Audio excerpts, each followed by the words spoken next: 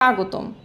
আজকের এই ভিডিওতে আমরা গভীরভাবে জানব দেশের পুঁজিবাজার পুনরুজ্জীবনের লক্ষ্যে প্রধান উপদেষ্টা অধ্যাপক মোহাম্মদ ইউনূসের 5টি গুরুত্বপূর্ণ নির্দেশনা কী এবং এগুলো কিভাবে আমাদের অর্থনৈতিক ভবিষ্যৎ গড়ে তুলবে।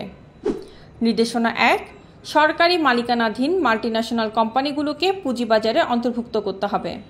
এর জন্য সরকারের শেয়ার হোল্ডিং কমিয়ে এইসব কোম্পানিকে আইপিওর মাধ্যমে তালিকাভুক্তির সুযোগ করে দিতে হবে। নির্দেশনা 2, বেসরকারি খাতের বৃহৎ দেশীয় কোম্পানিগুলোকে পুঁজিবাজারে আসতে উৎসাহিত করতে হবে।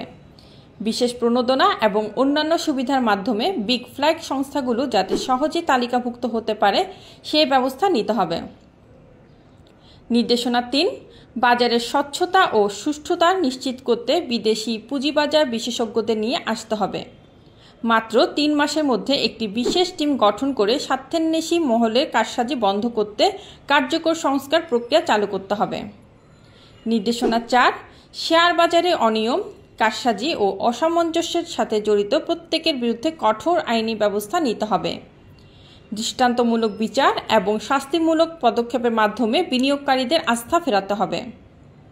নির্দেশনা 5, ব্যাংক ঋণের উপর নির্ভরতা কমিয়ে ব্যবসায়ী প্রতিষ্ঠানগুলো যাতে বন্ড এবং ইকুইটির মাধ্যমে তহবিল সংগ্রহ করতে পারে সেই জন্য উপযুক্ত নীতিমালা ও উদ্যোগ নিতে হবে।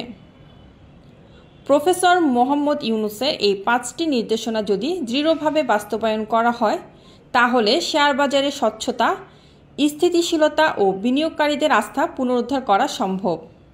আপনারা যদি আরও জানতে চান ভিডিওটি লাইক ও শেয়ার করুন এবং সাবস্ক্রাইব করতে ভুলবেন না। মন্তব্যে আপনার মতামত জানান, আপনি কিভাবে এই সংস্কারগুলো কার্যকর হতে দেখতে চান।